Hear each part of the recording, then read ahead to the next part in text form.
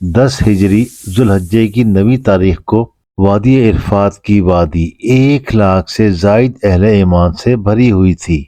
نبی کریم صلی اللہ علیہ وآلہ وسلم اپنی اونٹی قصبہ پر تشریف فرما ہوئے اور وہ الفاظ ادا فرمائے جو ابد تک گونجتے رہیں گے۔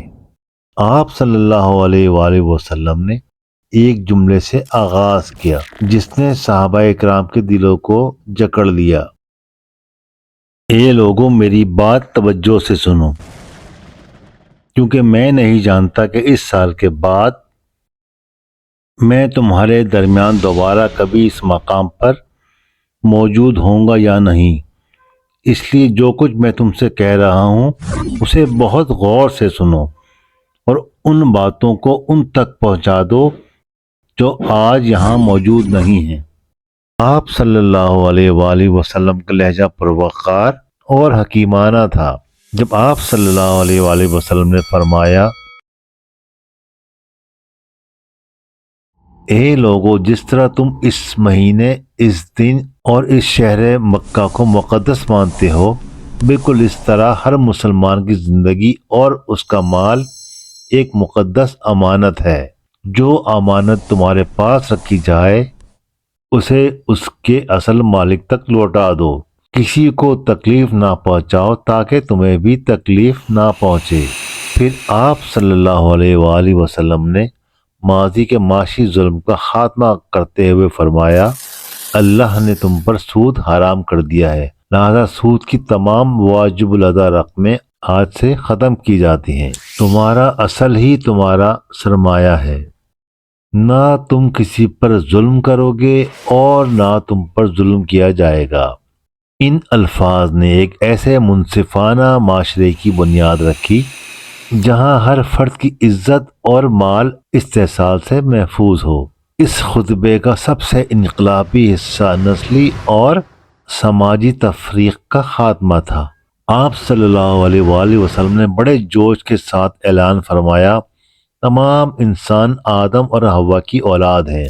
کسی عرب کو کسی عجمی یعنی غیر عرب اور کسی عجمی کو کسی عرب پر کوئی فضیلت حاصل نہیں۔ اس طرح نہ کسی گورے کو کسی کالے پر اور نہ کسی کالے کو کسی گورے پر کوئی برتری حاصل ہے سوائے تقوی اور نیک عمل کے۔ ایک جملے سے آپ صلی اللہ علیہ وآلہ وسلم نے تعصب کی زنجیریں توڑ دیں اور رنگ و نسل کے بجائے ایمان اور تقوی پر مبنی عالمگیر بھائی چارے کی بنیاد رکھی۔ اس کے بعد آپ صلی اللہ علیہ وآلہ وسلم نے کمزوروں کے حقوق کی طرف توجہ دلاتے ہوئے فرمایا، اے لوگو، یہ سچ ہے کہ تمہارے اپنی عورتوں پر کچھ حقوق ہیں، لیکن ان کے بھی تم پر حقوق ہیں۔ اپنی عورتوں کے ساتھ اچھا سلوک کرو اور ان سے مہربانی سے پیش آؤ، کیونکہ وہ تمہارے جیون ساتھی اور وفادار مددگار ہیں۔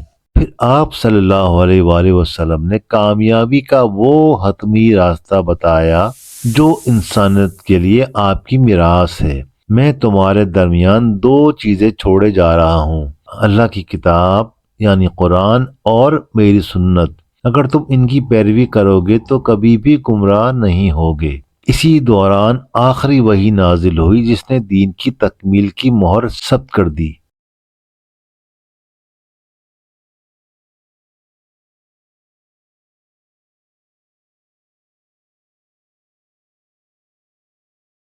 یہ سن کر مجمع تو بہت خوش ہوا، مگر حضرت ابوبکر صدیق رضی اللہ تعالی عنہ زار و قطار رونے لگے، کیونکہ وہ سمجھ گئے تھے کہ دین کی تکمیل کا مطلب یہ ہے کہ نبی کریم صلی اللہ علیہ وآلہ وسلم کا دنیا میں کام مکمل ہو چکا ہے اور اب ان کی جدائی کا وقت قریب ہے۔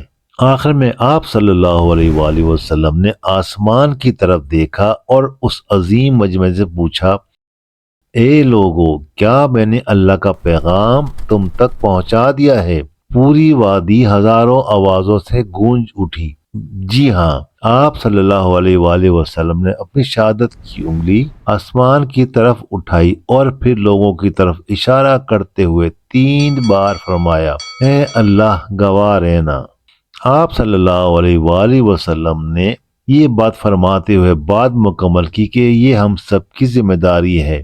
جو یہاں موجود تھے وہ یہ یہ پیغام ان تک پہنچا دے جو یہاں موجود نہیں ہے۔ کاش کہ ہم اس مقدس امانت کو پورا کرنے والوں میں شامل ہو سکیں۔